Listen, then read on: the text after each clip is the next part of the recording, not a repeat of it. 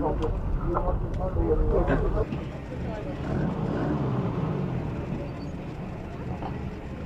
would this be the first step?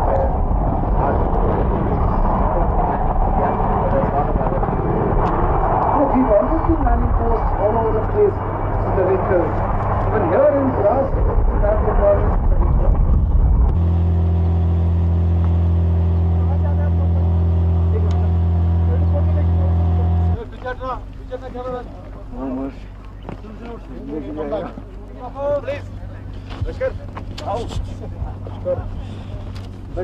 क्या एकदम नजदीक हो जाता आपको बता रखा है कभी भी आओ आप उधर चलो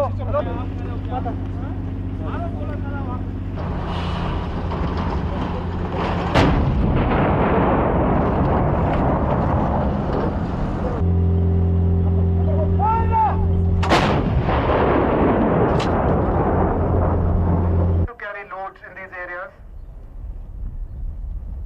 Just to give you an idea, this time of the year, we are a bit fortunate as far as the weather is concerned. The troops are consolidating on these features. We have to reorganize our defenses. We have to redeploy. And in other areas, we are in the process of ensuring that our contact with the enemy is maintained. And we prepare men from bases, Srinagar and other areas. It is quite possible, although we haven't got any evidence of artillery. That's an absolutely incorrect statement by the Pakistan terrorists. Okay, if you're talking in terms of the depth of the intrusions, I'll be able to tell you. Otherwise, I'll have to do probably. All the bodies that we recovered, including the regular Pakistan Army soldiers from whom we recovered documents of their identity in the form of identity cards and a book, because their shelling is spread out over vast areas. It is intermittent. The war was used by the Pakistan Army or by. We have a procedure of exchange of that. They stay on for longer, and in any case, as you are aware, during.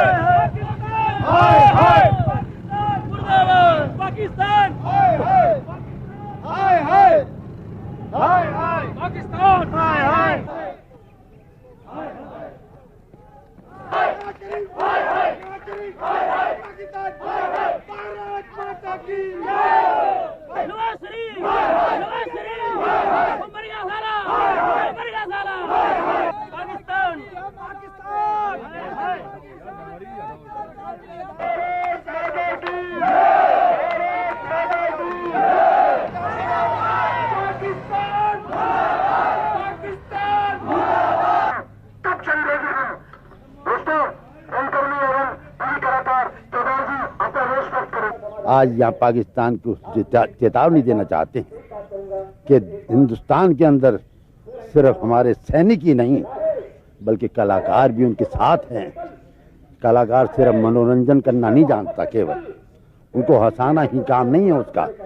वक्त आने पर हम फौजियों के साथ, अपने सैनिकों के साथ कंधे से कंधा जोड़कर आगे बढ़ने को तैयार हैं। पाकिस्तान ने क्या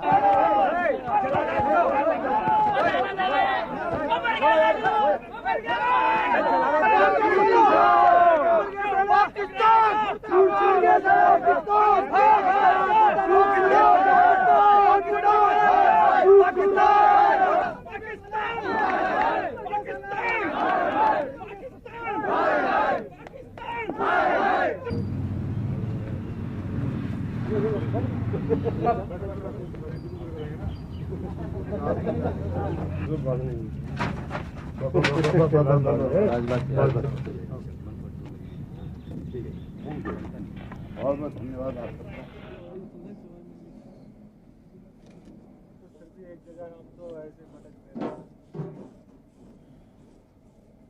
भैया कोई किसी अपने जो पगड़ी मांगते ना आप वो थोड़ा बांध दे।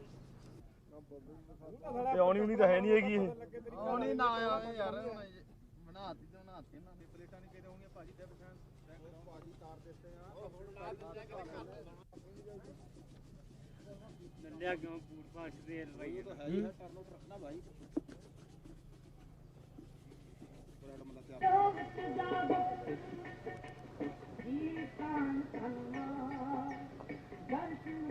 काम देना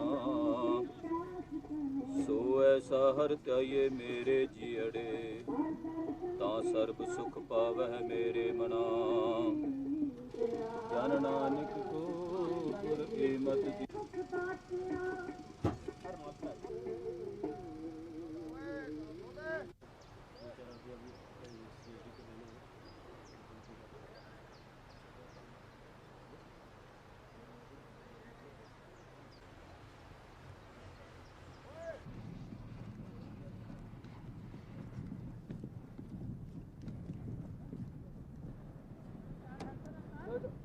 आगे सर, आगे जी, आगे दो इधर हो जाओ।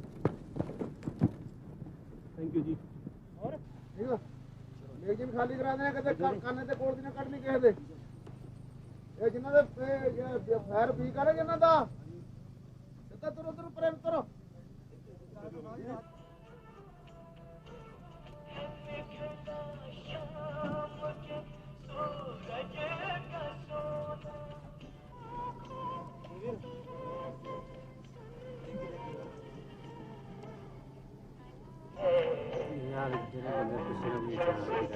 सही गल है तो गो पूरे कराई जांदे तो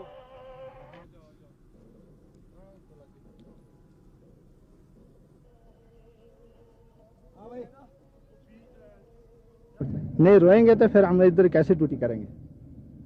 हम तो खुश होकर इधर ड्यूटी कर रहे हैं। आप अपने घर वालों को कुछ बताना चाहते हो?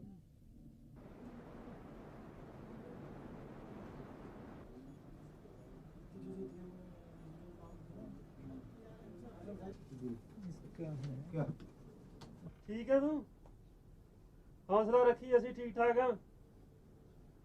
हाँ, कोई फिक्र फुकर ना करो। हाँ, असि ठीक ठाक है। इतने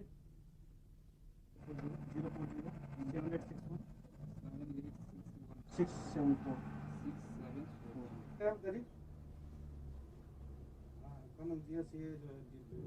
याद तो आती है, लेकिन देश सबसे पहले है, उसके बाद में घर है।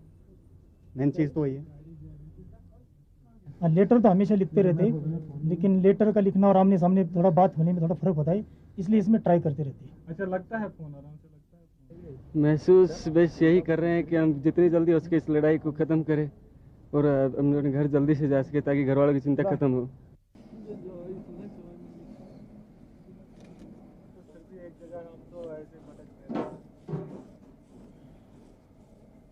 या कोई किसी अपने वो जो पगड़ी मांगते हैं ना आप, वो थोड़ा बांध दो। आनी उनी तो है नहीं हैगी आनी ना आया यार बनाती तो बनाती ना प्लेटा नहीं दे होंगे भाजी दे पहचान भाजी तार देते हैं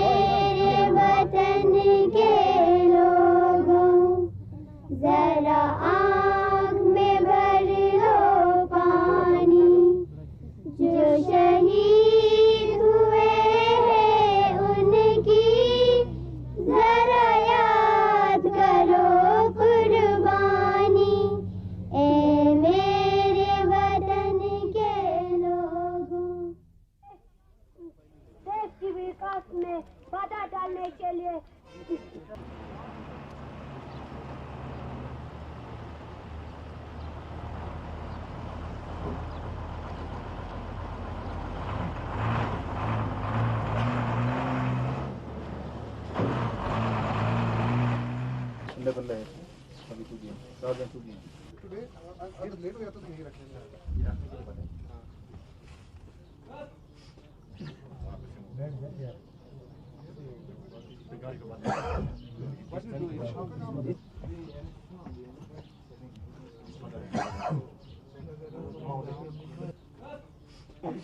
कौन सी कंपनी है ये?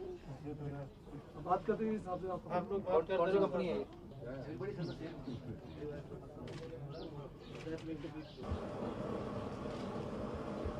कंपनी आई ना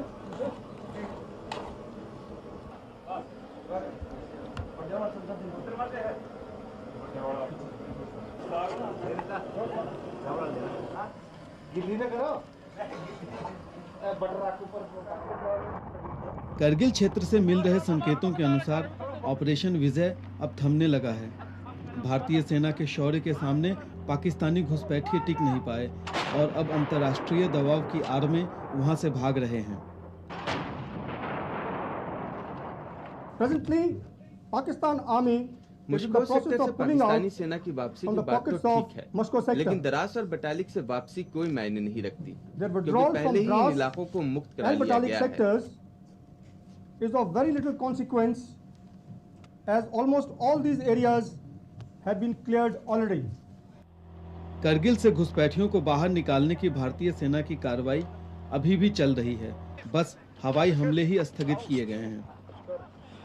It is clarified that there is no ceasefire or cessation of hostility. ये बात काबिल गौर है कि फिलहाल शांति की कोई गुंजाइश नहीं है। सिर्फ जहां पाकिस्तानी सेना वापस हो रही है, वहां हवाई या जमीनी हमले नहीं किए जाएंगे। Continuing.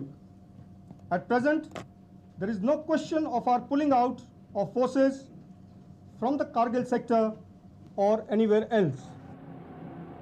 पाक घुसपैठियों की वापसी का आमतौर पर स्वागत किया गया है, लेकिन रक्षा विशेषज्ञों ने सावधानी बरतने की सलाह दी है। हम पूरा विश्वास नहीं कर सकते हैं जब तक यह कार्रवाई पूरा ना हो, यानी कि इनकी जो रिट्रीट है, चाहे वो विड्रॉल कहें दूसरी बात है, पर इनको पूरा रिट्रीट करना पड़ेगा LOC के दूसरे साइड पे। उदय भास्कर के अनुसार पाकिस्तान ने करगिल के अलावा देश के कई स्थानों पर आतंकवादी कार्रवाई की योजना बनाई है। Bleed the enemy by 1000 cuts, यानी कि दुश्मन अगर आपसे बड़ा है तो उनके ऊपर 1000 जगह पे हमला कीजिए, ताकि उनका जो खून है धीरे धीरे बहता जाएगा और वो कमज़ोर हो जाएंगे। तो अभी ये जो नक्शा इन्होंने बनाया है लो इंटेंसिटी कॉन्फ्लिक्ट का, ये भारत के पूरे यानी कि उत्तर दक्षिण पूर्व पश्चिम सब क्षेत्रों में उन्होंने, मैं समझता हूँ कि एक तरह से अपने एक स्लीपर्स जैसे जो कहते हैं उनको प्लांट किया है।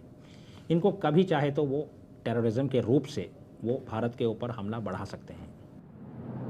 आम लोगों में सरकार की इस कार्रवाई को लेकर मिश्रित प्रतिक्रिया है।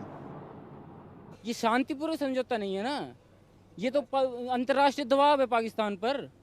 शांतिपूर्ण समझौता, इधर से हमारी सेना है उनसे लड़ रही है, उधर से वो अंतर्राष्ट्रीय दबाव उन पर पड़ रहा है। इनको मतलब सबक सिखाना चाहिए था, हमें ये LOC पार करके उनके यहाँ जाए, नहीं तो ये दोबारा करेंगे, वैसे ही करेंगे। पाकिस्तान की मानसिकता को बदलनी होगी और वो काबू के बल पर, शक्ति के बल पर। क्या यही उनकी मर्यादा है कि जब भी हम ब्रिग बदल के हम जाते हैं एक्सटेंड हाथ करने के लिए, हम आते हैं कि बस की लीती और वो बस को लाहौर से उठाकर कारगिल भेज देते हैं? शुरू से अंत तक इनकी यही रणनीति रही है कि एक तरफ हाथ उठा और दूसरे से चाकू। इनकी हमेशा जो रही है, ये हमेशा हाथ में नस्तर लेके रहते हैं कि नस्तर चुभाने वाली रणनीति, हाथ मिलाए और अफजल खां की तरह चाकू भोंक दो, उनकी ये रणनीति है। करगिल में तोपें भले ही खामोश होने लगी हैं, पर इस प्रसंग ने पूरे देश की जनता को जिस तरह से देश और सेना के प्रति प्रतिबद्ध किया है, वह अभूतपूर्व है। करगिल से पाक घुसपैठियों की वापसी शुरू हो चुकी है, लेकिन अभी भी निश्चित तौर पर कुछ भी नहीं कहा जा सकता, क्योंकि पिछले 50 वर्षों का इतिहास गवाह है कि पाकिस्तान अक्सर कुछ न कुछ खुराफात करता रहा है। इसलिए हमें अपनी सीमा पर सतर्क निगाहें रखनी पड़ेंगी, ताकि कोई दूसरा करगिल न पैदा हो सके।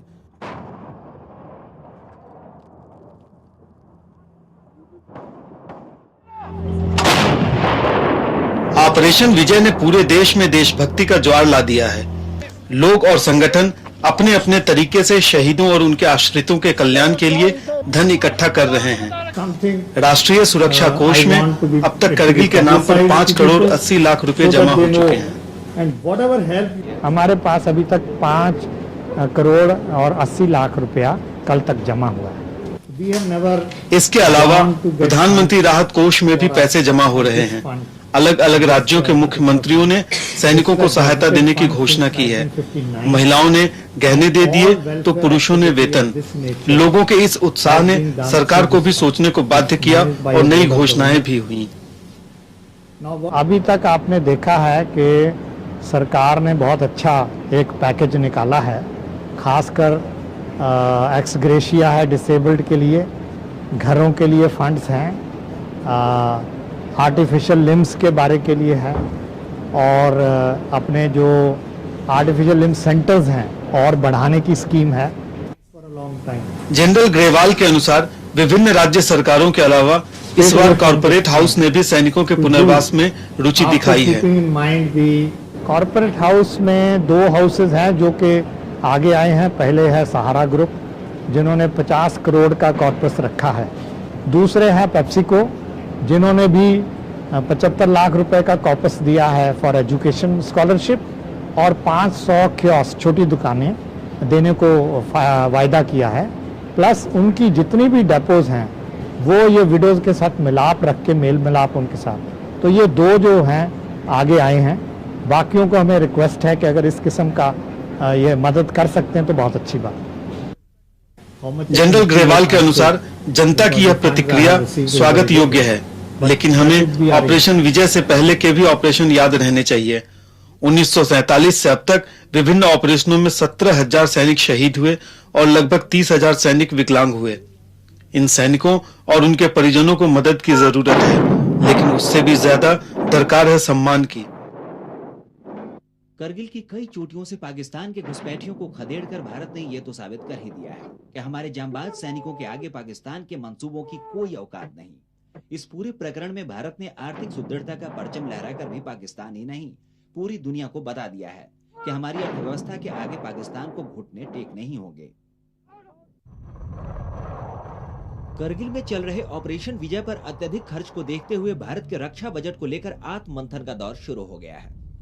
पिछले कुछ सालों में रक्षा बजट में अल्प बढ़ोतरी को लेकर तत्कालीन सरकारों की आलोचना भी होती रही है। रक्षा विशेषज्ञों में भी इस बात को लेकर चिंता है। सब लोग जानते हैं कि भारत का जो डिफेंस एक्सपेंडिचर है, जो सैनिक क्षेत्र के लिए हम पैसा खर्च करते हैं, ये जीडीपी के तुलने में बहुत ही कम है। इस साल यानी कि 99-2000 के लिए जो हमने एलोकेट किया है, ये करीब 2.3% है हमारे पूरे जीडीपी के। दरअसल पिछले कई सालों से हमारी रक्षा बजट में खास बढ़ोतरी नहीं हुई, जबकि हमारे पड़ोसी देशों पाकिस्तान और चीन ने रक्षा मद में खर्चे काफी बढ़ा दिए हैं। 1996-97 में भारत का रक्षा बजट कुल 29,505 करोड़ रुपए का था, जो 1997-98 में 35,277 करोड़ रुपए हो गया। 1998-99 में हमारा रक्षा खर्च 41,200 करोड़ रुपए हो गया, जबकि चालू वित्त वर्ष यानी 1999-2000 के लिए सरकार ने कुल 45,699 करोड़ रुपए के रक्षा खर्च का प्रस्ताव किया है। अर्थविदों की राय में हमारी अर्थव्यवस्था सुदृढ़ हालत में है और पड़ोसी देशों के रक्षा खर्च में वृद्धि को ध्यान में रखते हुए हमें भी रक्षा खर्च बढ़ा देना चाहिए। ये देखते हुए कि जो आपकी नेबरिंग कंट्रीज़ हैं उसमें जीडीपी का एक ज़्यादा बड़ा हिस्सा डिफेंस के बजट में लगाया जाता है, मुझे लगता है कि कम से कम हम लोग का एक्सपेंडिचर, डिफेंस एक्सपेंडिचर 2% अब जीडीपी तो ज़रूर कर देना चाहिए। श्रीवास्तव कहते हैं कि खर्चों की प्राथमिकता को बदलते हुए हम ये काम आसानी से कर सकते हैं और इससे हमारी अर्थव्यवस्था पर कहीं से कोई विपरीत प्रभाव नहीं होगा। एक्सपेंडिचर की प्रायोरिटीज़ है, उसमें मार्जिनल चेंज करके ये संभव है। अब हम लोग कम से कम 16-17% जो है जीडीपी का टैक्स के रूप में उठाते हैं और नॉन टैक्स रेवेन्यू भी करीब 3% का है, तो उसमें से 2% डिफेंस के लिए निकालना 19-20% में से कोई खास दिक्कत की बात नहीं है। मार्जिनल एडजस्टमेंट चाहिए प्रायोरिटीज़ में। पड़ोसी देशों से मिल रही नई चुनौतियों की रोशनी में इस समस्या पर फिर से सोच विचार करने की ज़रूरत महसूस की जाने लगी है। पिछले कुछ सालों में हमारा रक्षा बजट जरूर बढ़ा है, लेकिन भारत के आकार और हमारी रक्षा ज़रूरतों के मद्देनज़र यह बहुत कम है। पड़ोसी देशों के मुकाबले तो यह और भी कम है। करगिल समस्या ने हमारे नीति नियंताओं का ध्यान इस ओर खींचा है। संभव है आने वाले दिनों में सरकार इस समस्या को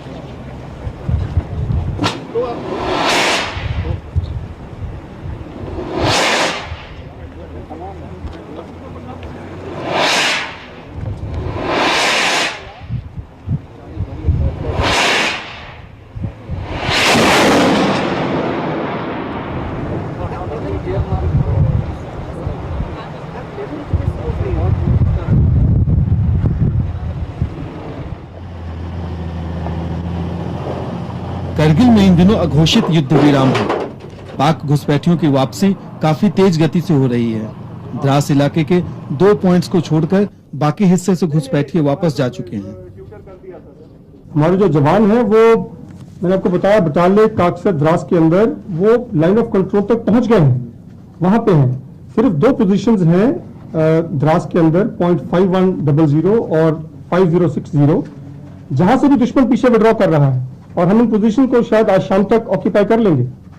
तो जहां तक ये 3 सेक्टर्स का सवाल है, दुश्मन ने विड्रॉ किया है और हमने पोजीशंस आगे ऑक्यूपाई कर ली हैं। मस्टो वैली के अंदर विड्रॉल चल रहा है। कर्नल सिंह के अनुसार आज शाम तक सारे घुसपैठिए वापस चले जाएंगे। जो नहीं जाएंगे उनसे दुश्मनों जैसा सलूक किया जाएगा। उस डेडलाइन के बाद में अगर पाकिस्तानी जवान हमारी तरफ दिखाई देंगे लाइन ऑफ कंट्रोल के, तो उन्हें होस्टाइल समझ के उनके ऊपर कार्रवाई की जाएगी। सेना और सरकार को जहां उम्मीद है कि आज सारे घुसपैठिए वापस चले जाएंगे और समस्या खत्म हो जाएगी, वहीं रक्षा विशेषज्ञों एवं पूर्व सैनिकों का मानना है कि समस्या अभी खत्म नहीं हुई है। पहली बात तो है कि माने कि वो शायद निकल जाएंगी, लेकिन जहां तक पर्सनली मेरा विचार है कि वो किसी न किसी बहाने से कुछ न कुछ पीक्स को शायद अपने हाथ में रखेंगे, क्योंकि वो शायद डिस्प्यूट करेंगे कि ये लाइन ऑफ कंट्रोल यहां रन करती है, यहां रन नहीं करती है। तो उसके लिए कोई और आंसर नहीं है कि 16 के बाद ऑपरेशंस फिर से शुरू होने चाहिए और उसके लिए हमें अपना गार्ड नीचे नहीं करना चाहिए। जनरल खुराना के अनुसार समस्या केवल करगिल की नहीं है। पाकिस्तान पूरे देश में आतंकवादी कार्रवाई की योजना बनाए बैठा है। Problem is not over.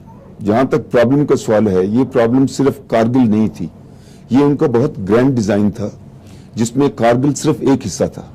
Main design तो उनका था वैली के अंदर, और बाकी क्यों सिर्फ वैली के अंदर बल्कि रेस्ट ऑफ देश के अंदर भी मेरे ख्याल में उन्होंने जितनी इन्फिल्ट्रेशन की है और जो उनके डिजाइन का एक हिस्सा है, ये इंसर्जेंसी, किलिंग्स, डिस्ट्रप्शन, ये अभी ज्यादा शुरू होगा। फिलहाल करगिल से घुसपैठियों के वापस लौट जाने की उम्मीद है, लेकिन रक्षा विशेषज्ञों की राय भी महत्वपूर्ण है और उसकी उपेक्षा नहीं की जा सकती। करगिल से घुसपैठियों के वापस हो जाने के बावजूद हमें अंदर और बाहर सतर्क निगाहें रखनी होंगी। Besides the NLI, which other Pakistani units are operating? So far, we have identified only Northern Light Infantry. From your intelligence? So there are some other units which are this thing behind there, behind reverse slope positions. Okay. We may not know what is there in the reverse slope position, but the ones which are. Brigadier Chopra, the Pandavs will be here to guide in the air track. The winter months. I've just told you it's a time consuming, it's a long haul. Everyone has been saying it take. How do we trust this? Because when there has been such a big intelligence failure, like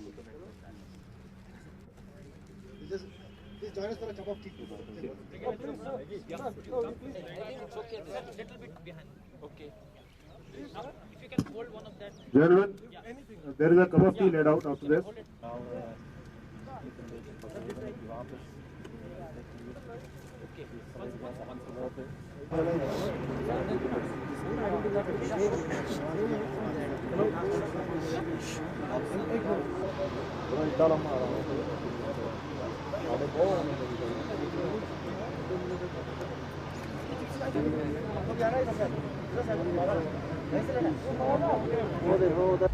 The battalion which has been identified by us during this action, we have recovered some documents from the persons of the individual who were killed in the action, that is the Pak soldiers who were killed, and the battalion identified is 6 NLI, that is 6 Northern Light Infantry.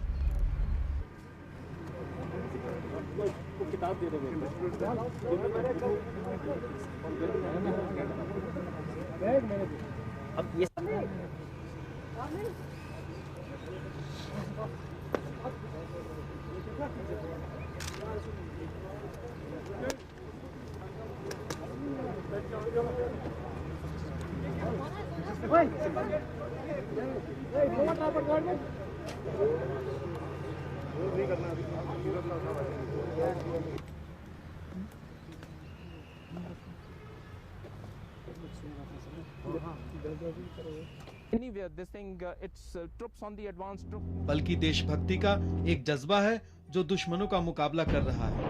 यह जज्बा देश के हर व्यक्ति के अंदर भरा हुआ है। यही जज्बा है कि लोग अपना खून तक देने से नहीं हिचकते। दिन में 3 से 5 कैंप तो लग ही जाते हैं। जैसे एक camp Indian red cross society ने लगाया, एक LNJP हॉस्पिटल ने लगा लिया, एक RML की तरफ से लग गया, दोनों ब्लड बैंक मिलकर लगाते हैं। सफदरजंग अस्पताल भी कैंप लगाते हैं। पूरे देश में रक्तदान शिविर आयोजित करने की होड़ लगी हुई है। देश के लिए कुछ भी करने की भावना लिए कुछ लोग धरना प्रदर्शन करते हैं तो कुछ रक्तदान करते हैं। अपने देश के लिए, अपने देश के जवानों के लिए, अपने देश के लिए, अपने भाइयों के लिए, जितने भी आर्मी में हैं या किसी को भी जरूरत पड़े तो उसको ब्लड देने में कोई दिक्कत नहीं। आम नागरिक जहां रक्तदान की होड़ में लगे हैं, वहीं सेना और रेड क्रॉस के अधिकारी इससे परेशान हैं। सेना ने अभी तक रेड क्रॉस से खून नहीं मांगा है, इसलिए रेड क्रॉस ब्लड बैंक का स्टॉक लगातार बढ़ रहा है। लेकिन उसका यूटिलाइज नहीं हो पाया, कारगिल में इतनी डिमांड नहीं आई और हमारे पास स्टोर कैपेसिटी जो है वो भी कम है। उसमें सिर्फ 30 डेज से हम लोग ज़्यादा ब्लड नहीं रख पाते, तो इसलिए आजकल हम लोगों ने थोड़ा स्लो डोनेशन ले लिया है। वैसे तो हमारी डिमांड बहुत है, वो लोग बहुत कह रहे हैं कि कैंप अटेंड लगाओ, 3-4 एट ए डे करो, लेकिन हम नहीं कर पा रहे क्योंकि हमारे पास स्टोरेज की प्रॉब्लम। सेना को अभी खून की जरूरत नहीं है, इसलिए करगिल के नाम पर आम मरीजों को ज़रूरत है ब्लड थैलेसीमिक्स के लिए, और भी जो मरीज़ जिनके लिए ब्लड हार्ट सर्जरी के लिए जो रुके हुए थे उनका काम हम कर रहे हैं और ब्लड दे रहे हैं। कभी कभी रिप्लेसमेंट जो उसका बदले देने पड़ते वो भी नहीं ले रहे हैं, ताकि ये ब्लड खर्च हो जाए और मरीज को भी फायदा पहुंचे। सेना और डॉक्टर इस रक्तदान की होड़ से चिंतित हैं। सीमित साधनों की वजह से ब्लड बैंकों में इस रक्त को सुरक्षित नहीं रखा जा सकता है। ऐसे में जरूरी है कि इस भावना को सुरक्षित रखा जाए। बस सवेरे मैं कुमार गिरीश। करगिल की स्थिति में बदलाव के बावजूद सैनिकों की करगिल यात्रा कल भी जारी रही। नई दिल्ली से जम्मू तवी तक जाने वाली शालीमार एक्सप्रेस पिछले कुछ दिनों से लोगों के आकर्षण का केंद्र बनी हुई है। कल करगिल जाने वाले सैनिकों को विदाई देने राजधानी के विभिन्न अखबारों के कार्टूनिस्ट आए। इन कार्टूनिस्टों ने सैनिकों के बीच जाकर ऑन द स्पॉट कैरिकेचर बनाकर उन्हें भेंट किया। शेर के पिंजरे में बैठ के शेर का कैरिकेचर बनाना, उसका जो रोमांच होता है, ऐसे ही हमारे जवानों के बीच बैठ के उनका कैरिकेचर ड्रॉ किया है। अच्छा लगा हमें, उन्होंने भी पसंद किया। उनके लिए भी शायद नई चीज़ थी, हमारे लिए तो थी। सैनिकों के पीछे या उनके साथ होने की भावना दिखाने के लिए सैकड़ों लोग प्लेटफॉर्म पर जमा थे। वे सैनिकों को स्वेच्छा से खाने पीने की चीजें दे रहे थे। इन्हीं उत्साही लोगों के बीच दिल्ली के जाने माने कार्टूनिस्ट भी थे। इन्हें लगभग 70 सैनिकों ने एक विशेष संदेश पट्ट पर अपने हस्ताक्षर भी दिए।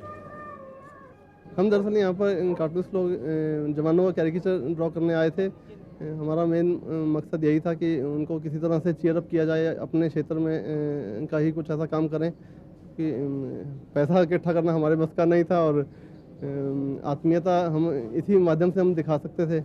और मेन हमारा आम पब्लिक को भी ये संदेश देना कि हम जिस भी क्षेत्र में हैं उस क्षेत्र में रहकर भी देश की सेवा कर सकते हैं। करगिल में संघर्ष के लगभग खत्म होने से वहां जा रहे सैनिकों में उत्साह की कमी थी। कई सैनिकों को इस बात का अफसोस था कि उन्हें लड़ने का मौका नहीं मिलेगा।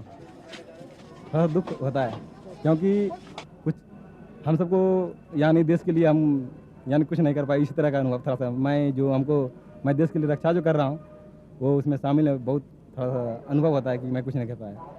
वाई नॉट, हम देश के लिए क्या जान के हम कुछ भी कुर्बान करने के लिए तैयार है। हम भारत माता की हमसे जो टकराएगा हम तो यही चाहते जैसे उन्होंने हमारे मतलब जवानों के साथ, हमारे भाइयों के साथ ऐसा सलूक किया, वैसे जो उनके आदमी पकड़े जाते हैं वैसा सलूक हमारे को उनके साथ करना चाहिए था। उनसे बेहतर ज़्यादा करना चाहिए था। All the best. देशभक्ति के जज्बे में यह अफसोस स्वाभाविक है, लेकिन सैनिकों के प्रति आम लोगों ने अपनी भावना का जिस तरह से इजहार किया वह अद्भुत है।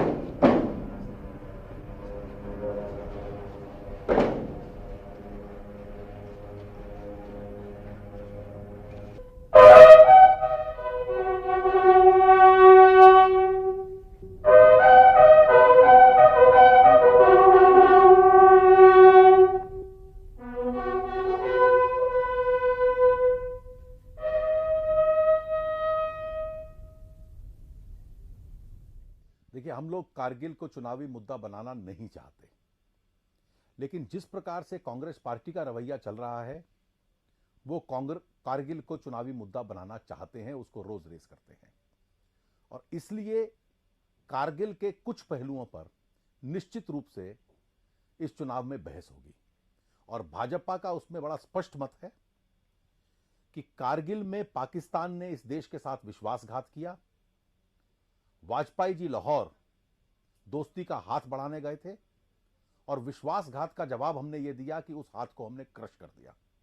पाकिस्तान को इतिहास में इतनी बुरी हार नहीं मिली होगी जो कारगिल में 2 महीने में मिली। विश्व भर में डिप्लोमेटिक फ्रंट पर इंटरनेशनल आइसोलेशन मिला, तो डिप्लोमेटिक और मिलिट्री फ्रंट के ऊपर हमारी सेनाएं और हमारा राष्ट्र जीता है। उस जीत में नेतृत्व वाजपेयी जी का था, लेकिन कांग्रेस पार्टी इस जीत को जीत ना मानिए, इसको हार मान लीजिए, इस प्रकार का प्रचार करने का प्रयास कर रही है। उस झूठे प्रचार का निश्चित रूप से हम कड़ा जवाब देंगे कि अगर इस देश की जमीन कभी खोई गई है तो वो केवल सन 48 की लड़ाई में और सन 62 की लड़ाई में, जो कांग्रेस पार्टी जब हुकूमत में थी। और इसलिए 1999 की जो बैटल रही है उसमें यह देश विजयी रहा है और इस विजयी देश की भावना को निश्चित रूप से हम देश के सामने लाएंगे और उस राजनीतिक दल को कड़ा जवाब दो जो युद्ध के दौरान देश को और सेनाओं को डिमोरलाइज करने के लिए दिन प्रतिदिन अपने बयान देता रहा। और शायद उसी का कारण है, मैंने आज कहीं पढ़ा कि अगर पाकिस्तान टेलीविजन पर सबसे अधिक किसी के बयान आजकल आ रहे हैं तो वो सोनिया जी के, कि जब सोनिया जी कहती हैं कि हमारे देश के जवान मर गए तो पाकिस्तान में बड़ी प्रसन्नता होती है और पाकिस्तान टीवी के ऊपर वो बयान खूब ब्रॉडकास्ट हो रहे हैं। Now we'll finally wrap up the thing 5 minutes in English. The Congress is asking set up as a cover up and an eyewash. What do you have to say on that? You see, the Congress I has in the past, when in power, constituted several committees for cover up. Its Bofors JPC was a cover up, and it has a record of cover up. It is trying to judge the BJP government. Pakistan is the losing country. Pakistan may need inquiries, but India needs reviews of the situation as to what are our areas of strength, what are our areas of improvement. I compare it with a very simple example. Australia won the World Cup against Pakistan. Rather believe my army than believe Mr. Natwar Singh. Okay, the Congress has called for a wider commission, a commission of inquiry. I think the Congress party is more politically motivated, indulging in half-based legalisms. Our army is a very professional army. Our military intelligence is a very professional military intelligence. They have a very strong internal mechanism of review and improvement. To hold public commissions of inquiry against such actions, particularly when on such a difficult topography and terrain our army succeeds, I think is something which is wholly uncalled for. But they're calling for they're talking about political inefficiency, not military inefficiency. Well, they are yet to produce any evidence of that. Okay, so the commission of inquiry, the commission that's been set up, Mr. Subramaniam's commission, do you think It's a review committee. It's a review committee. So the review committee, if it comes up with whatever suggestions, They'll be good for the system, they'll be good for the country. The Henderson Brooks inquiry is still used perhaps by the army in a lot of areas in the northeast.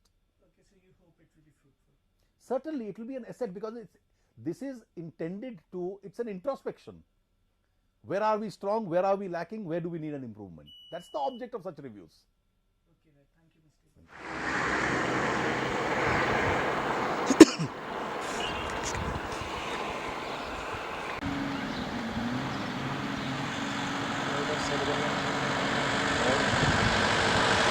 कुछ नहीं, ठीक है सरदार हैं।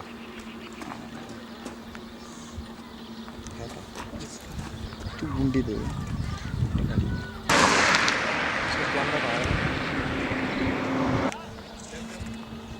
पेट अंदर करो।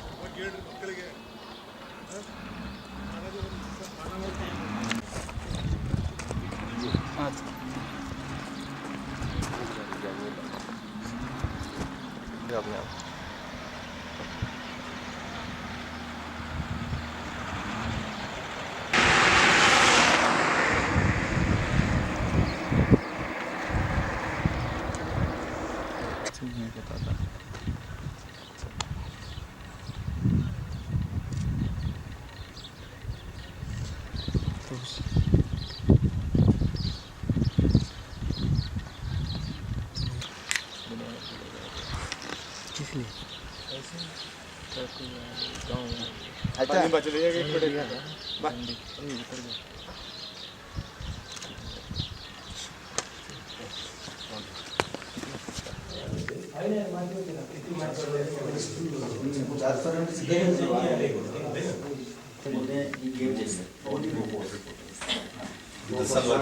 Target बिल्कुल सही